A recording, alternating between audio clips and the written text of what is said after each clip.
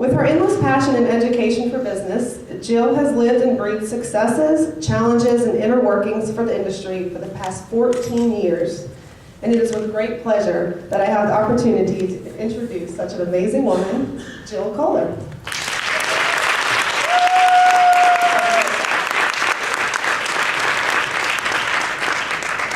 Hi, thank you. Let me know how this works. I kind of bounce around a lot, so hopefully I won't be bouncing and harming anyone with the microphone. Thank you, Salon Biz. I've been friends with Salon Biz for as long as I've been in the industry. And a couple things that are noteworthy while I was standing there listening about me, which is kind of a weird thing when you're standing there listening to your own life.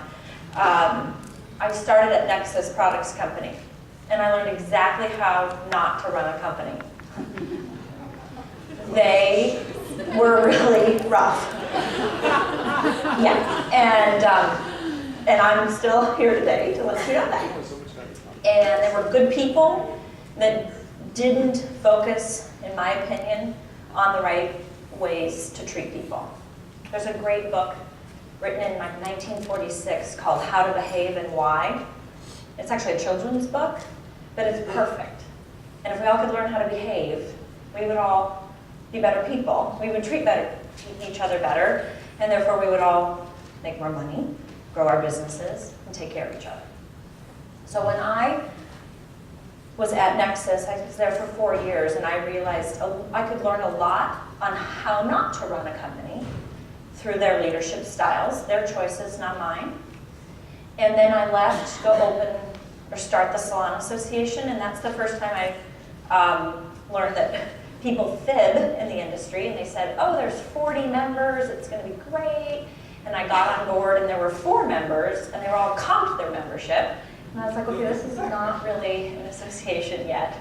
And so I feel I contributed to the industry by bringing together like-minded people, not unlike what you're doing in this room. And I'm a big believer that if we don't all stick together, we're all going to go down the drain together. So after 10 years of running the Salon Association, I said to my husband, if I could help serve the salon and spa owner, I would do it with a graduate that had a more comprehensive awareness of what it means to behave and how to treat people, and of course to cut hair, and of course to effleurage and petrissage and all those fabulous things.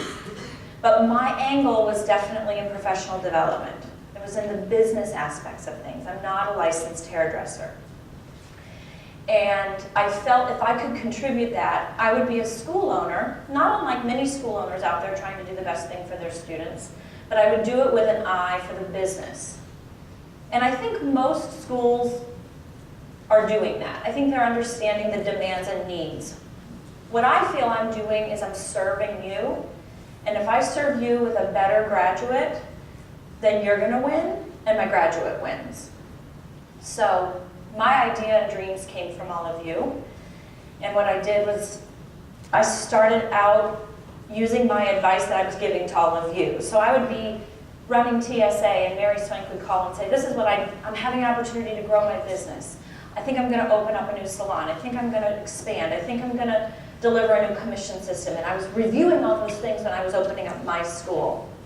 And oh my gosh, until you really do it, you have no idea what the ownership angle is. And I sat there for 10 years trying to help all of you. Whew, I had no idea what you were going through.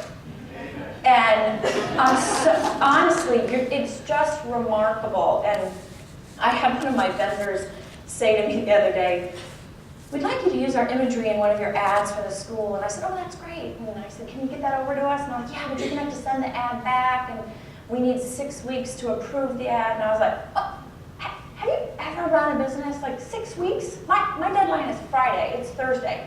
Like, I have no concept of 6 weeks. I don't even know if I'll be breathing in 6 weeks, you know. I'm hoping the plumbing will work, you know. So I'm really clear on what it means to own a business now, and I'm not convinced I'm doing it all right, but I'm doing it really meaningfully, and that is really so cool. I've never been more gratified than I am now with my school.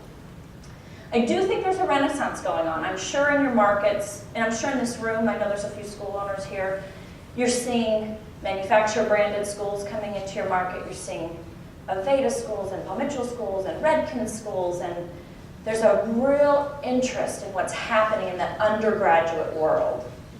And I think that reinvention should serve you all if you develop the right program with those partners. When Laurel first asked me to speak, she said, we talk about how to recruit from schools, and I am going to talk about that. But I also could talk about that for about 4.5 minutes and we'd all be clear.